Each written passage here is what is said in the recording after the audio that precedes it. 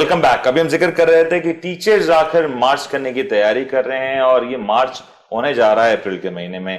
کیوں ہونے جا رہا ہے, کیا ہونے جا رہا ہے اس مارچ میں, تو ذرا یہ بتائیں گے ہمیں دانش صاحب. کہ دانش صاحب یہ کون سا مارچ ہے؟ پی ڈی ایم کے ساتھ آپ کا اشتراک ہوا ہے, مولانا فضل الرحمان صاحب کے ساتھ آپ کی کوئی الائنسز ہوئی ہوئی ہیں جو آپ لوگ مارچ کر رہے ہیں, یا یہ کوئی ڈفرینٹ قسم کا مارچ ہونے جا رہا ہے؟ دیکھیں, ہم تو تعلیم بچاؤ مہم کے تحت مارچ کرنے جا رہے ہیں اور ہمارا اس میں کوئی ایسا ذاتی وہ نہیں ہے ایجنڈا. بات یہ ہے دراصل کہ اسکول اور اسکول سے منسلک جتنے لوگ ہیں اس میں اساتذہ کرام اور نان ٹیچنگ اسٹاف اور اس سے جڑے جتنے شعبے ہیں وہ بے شمار ہیں. تو جب بھی آپ ایک اسٹریٹجک پلان کرنا جو ہے کسی بھی معاملے پر, وہ ایک مشکل مرحلہ ہوتا ہے. یہاں پر اس کی طرف تو جاتے ہی نہیں نا. یہاں کہتے ہیں یار کون اتنے زیادہ اسٹریٹجیز دیکھے, سیدھا حل اسکولوں کو بند کر دو. جب آپ بند کر دیتے ہو نا تو اس سے جڑا جو معاشی سلسلہ ہے نا لوگوں کا, وہ تو بالکل ختم ہو جاتا ہے. نہ آپ ان کو کسی طریقے کا فیور دے رہے ہو, نہ آپ سپورٹ کر رہے ہو. یہ وہ سفید پوش لوگ ہیں جو کسی کے آگے ہاتھ نہیں پھیلا سکتے. یہ عزت دار معاشرے سے تعلق رکھتے ہیں. آپ نے ان کو بس جھونک دیا کہ ہم نے ان کے چولہے بند کر دیا, ہم نے ان کا ادارہ بند کر دیا, اب ان کو سپورٹ بھی تو آپ دیں نا.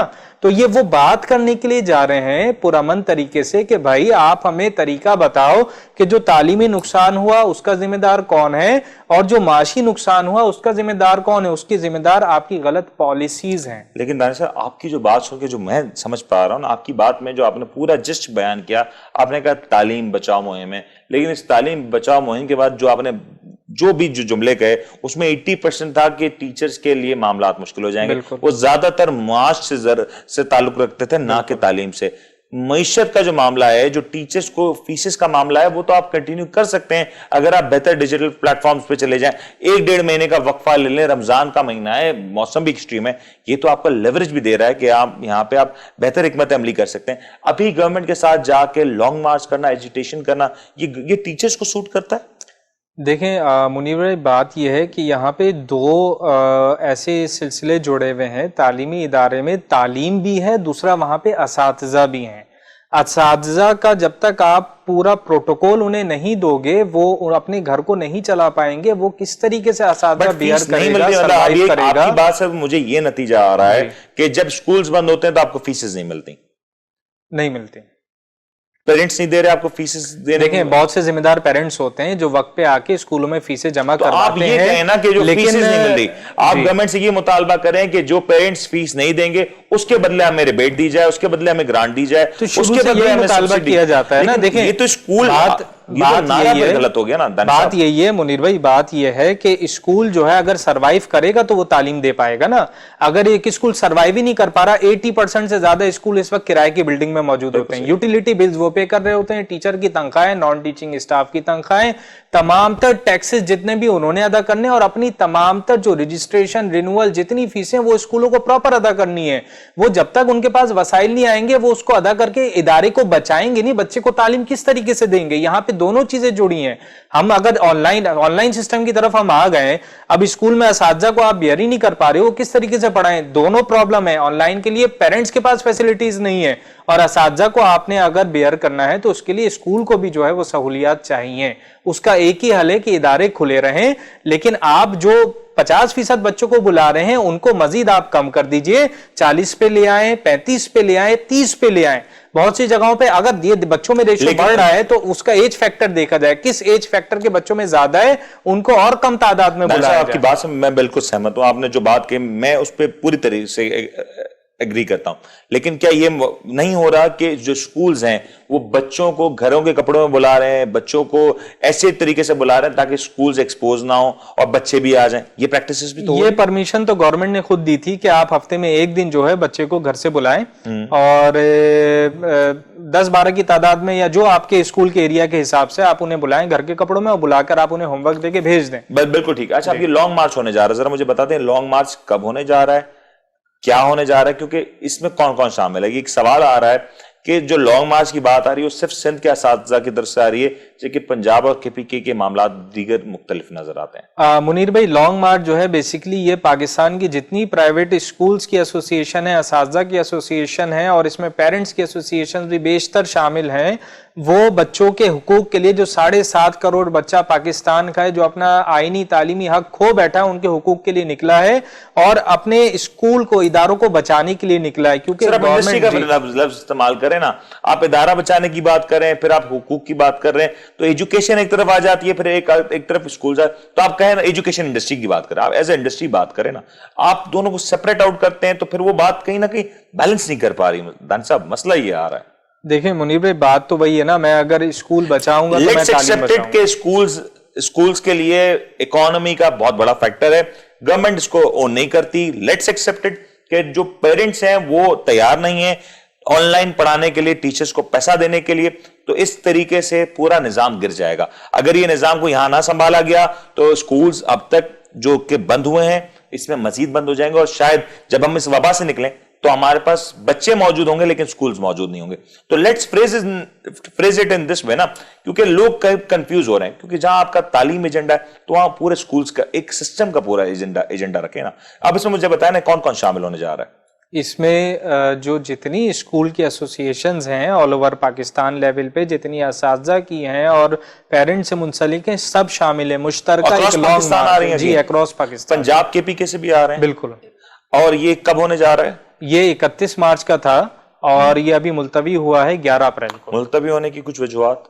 ملتوی ہونے کی وجوہات ہیں کہ مزید ایسوسیشن بڑھ چڑھ کے اس میں پارٹیسپیٹ کر رہی ہیں. اچھا, اور اس کا اگر میں 1 پوائنٹ ایجنڈا کہوں کہ آپ کون سی چیز ہے اس لانگ مارچ کو سیٹل ہو جائے گا, وہ کیا چیز ہونے جا رہی ہے اس میں؟ ہونا یہی چاہیے. دیکھیں اپنے سب کا ایک ہی ایجنڈا ہے کہ آپ اسکولوں کو, تعلیمی اداروں کو بند نہ کریں. اگر لاک ڈاؤن کمپلیٹ ہو جاتا ہے, پالیسی کا فیلئر ہو جاتا ہے, پالیسی کا فیلئر ہو جاتا ہے, میں کہہ رہا ہوں پالیسی کا فیلئر ہو جاتا ہے اور کمپلیٹ لاک ڈاؤن ہو جاتا ہے, تو کیا سکولز اپنے آپ کو کلوز کرنے کے لیے تیار ہوں گے؟ کمپلیٹ لاک ڈاؤن کی بات الگ ہے منیر بھائی. کمپلیٹ لاک ڈاؤن ہوگا تو پھر آپ کچھ نہیں بول سکتے. جس طریقے کا چل رہا ہے, اگر اس طرح کا سمارٹ لاک ڈاؤن سندھ میں ہو جاتا ہے تو سکولز بند ہونے کے لیے تیار. دیکھیں بات تو یہی ہے نا, اگر کسی ادارے میں کوئی کووڈ کا کیس آتا ہے اور وہ کنفرم ہو گیا کہ پازیٹیو ہے, آپ 15 دن کے لیے اس ادارے کو بند کر دو. بالکل صحیح.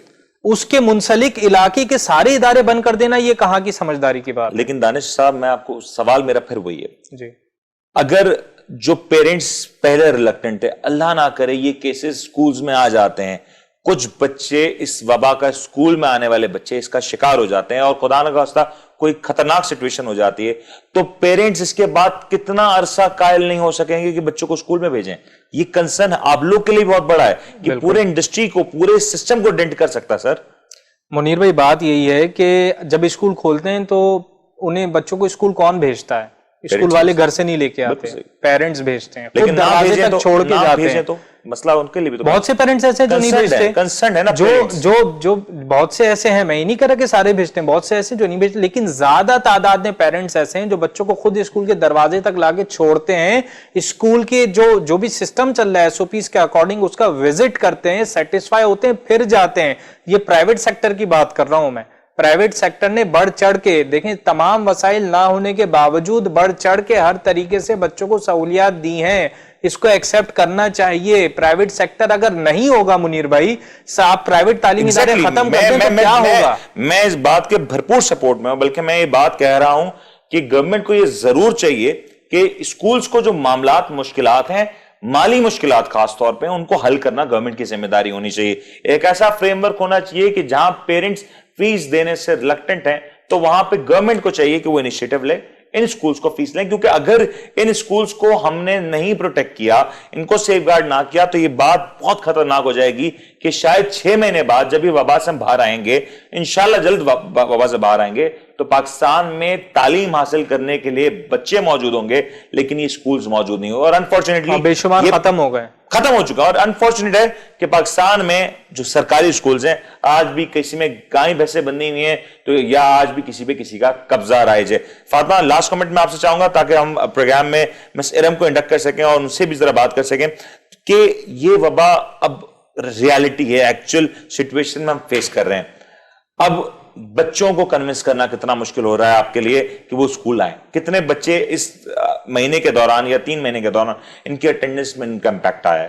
دیکھیں بچے آلریڈی کنونس ہو چکے ہیں، کیونکہ لاسٹ ایئر جو گزرا ہے بچوں کے لیے وہ صرف اسکول انتظامیہ کے لیے نہیں، بچے اور پیرنٹس سب کے لیے مشکلات کا باعث بنا ہے، کیونکہ اس میں بچوں کی سٹڈیز کا کافی حرج ہوا ہے۔ اب بچے بھی اس چیز کو سمجھ چکے ہیں کہ ہمیں اس کرونا کی وبا کے ساتھ احتیاط کے ساتھ ہی لے کے اس چیز کو چلنا ہے، تو بچے بھی اب یہی چاہتے ہیں۔ اٹینڈنس میں کوئی کمی نہیں آ رہی؟ اٹینڈنس میں اتنی خاص کوئی کمی نہیں آئی ہے، کیونکہ اب پیرنٹس بھی یہ جو لانگ مارچ ہونے ہمارا جا رہا ہے 8 آپ جا رہے اپریل ہیں کو، لانگ مارچ میں؟ ابھی میرا تو کنفرم نہیں ہے، لیکن 8 اپریل کو جو یہ لانگ مارچ ہونا جا رہا ہے یہ صرف اسکول انتظامیہ اس میں شامل نہیں ہے، اس میں پیرنٹس بھی شامل ہیں، کیونکہ یہ پریشانی دونوں کے لیے مشکلات کا باعث ہے، پیرنٹس کے لیے بھی اور اسکول انتظامیہ کے لیے بھی۔ تو ان دونوں کی کوآپریشن کے ساتھ یہ لانگ مارچ ہونے جا رہا ہے، کیونکہ سب کو ہی سچویشن میں اس مشکل گھڑی میں سب کو ہی مشکل ہو رہی ہے۔